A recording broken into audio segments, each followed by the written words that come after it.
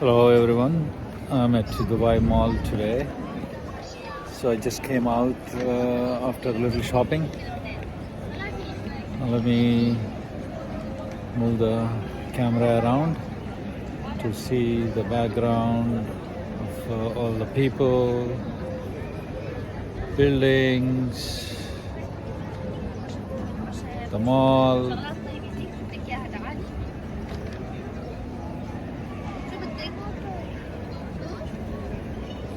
And finally Burj Khalifa. Okay, so let's talk about how the brain learns. There are 86 billion neurons in our brain, and all the connections among those neurons is what we consider as knowledge. Those connections, each connection represents some form of knowledge that you acquired, and it is encoded.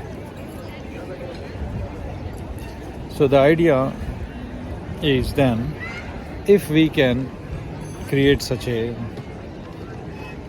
structure, data structure in our computers, then we will be able to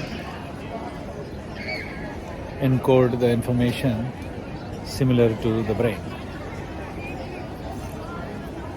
And by making humans interact with such a data structure using a decent interface, then that information from the computer can be copied directly into the brain. So how do we do that at Skillbank? So the way I propose, and we implemented it, not just propose, is this through these object connections. So you create an object. What is an object? Anything can be represented as an object. There's a name, and it belongs to a particular class. And what is the class it belongs to? It belongs to, well, let's say you have a class of dogs. So my dog, your dog, neighbor's dog, these are three different dog objects under the class dogs. Similarly, so if I had to say these buildings, that building, this building, those are all different objects. These are physical objects. These buildings, people, and it doesn't have to be physical object. It could be a virtual object, like democracy or dictatorship. So anything can be represented as an object. And then the important thing that we have to understand is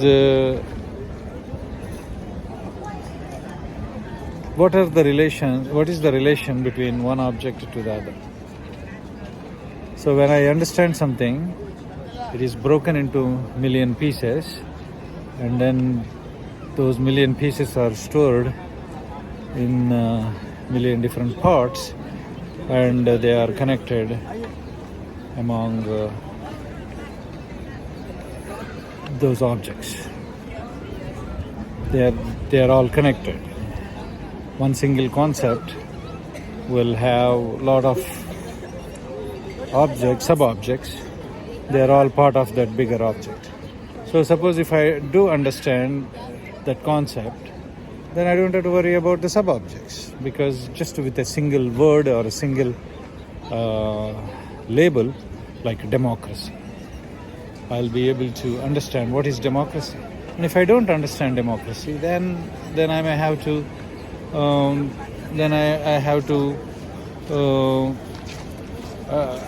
go and explain all those sub-objects that are out there under that object called democracy.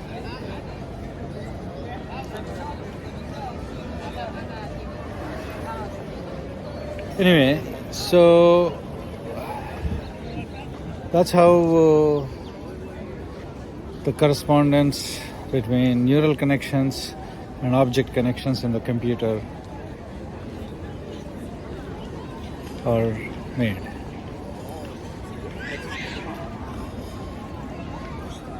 All right, that's all for now. I'll take it at a later time.